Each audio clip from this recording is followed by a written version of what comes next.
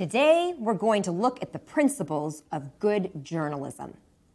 As we all know, there are many different media sources: newspapers, magazines, TV, radio, the internet. Regardless of the media we work in, as journalists, we need to think about the underlying principles of good journalism. Today, I'm going to present 7 principles compiled by the Committee of Concerned Journalists, a group of more than 7,000 journalists from around the globe. They spent 5 years doing research to get a deep understanding of what defines good journalism. First, I'll go over these principles. Then, we'll consider them in relationship to the internet because of its growing influence on journalism. All right, let's get started. Principle 1. Journalists need to tell the truth.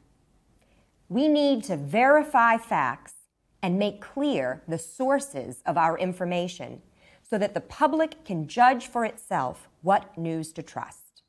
They expect us to tell the truth. Principle 2. Journalists' first obligation is to the public, not to advertisers or the owners of the news media. Our job is to keep people informed. Our news stories shouldn't be biased toward the political views or political interests of the owners or sponsors. Principle 3. Journalists need to be independent and objective. To best do this, we need to use multiple sources of information so that we can provide accurate information and cover all sides of the story. For example, let's say the government passes stricter laws for teenage drivers. A good reporter needs to get reactions from all sides: government officials, parents, police, teenagers, to cover the story adequately. Otherwise, the story may be one-sided. Principle 4. Be watchdogs. We must provide the public with news about important government actions that affect them. For example, a decision to raise taxes. In a democracy, citizens need to know they can rely on journalists to let them know what's happening in government. That takes us to Principle 5. A journalist must be a good storyteller. We must ask ourselves what news is most relevant to the public and then tell our news stories in an interesting way. The committee calls this storytelling with a purpose. Principle 6. Every journalist needs to be honest and have a sense of ethics and responsibility. We need to think for ourselves and take a stand for what we believe in, professionally speaking. But this is sometimes difficult to do, especially if the company we are working for encourages or discourages coverage of a particular issue. Principle 7. Keep the news balanced. Cover both good and bad news in order to provide a complete picture of what's going on in the community. People want to know about terrible crimes, but also about successful literacy programs and great concerts.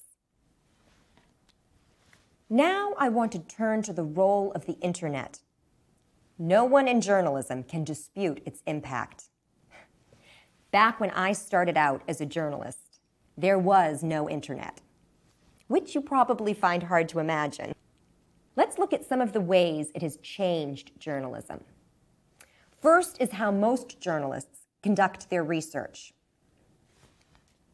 According to the executive director for the Committee of Concerned Journalists, the internet has given journalists huge opportunities to cover more stories and to cover them in a different way than traditional media have done. Different indeed. These days, Many reporters rarely leave their offices. They use the internet, email, and the phone instead of conducting live interviews or going to the scene of the event. Another impact of the internet has been an increased number of the official news outlets in the form of websites. However, many internet sites are just extensions of existing news media, television news networks, various news publications, and feature the same journalist stories rather than additional stories. Finally, internet blogs have had a significant impact on modern journalism.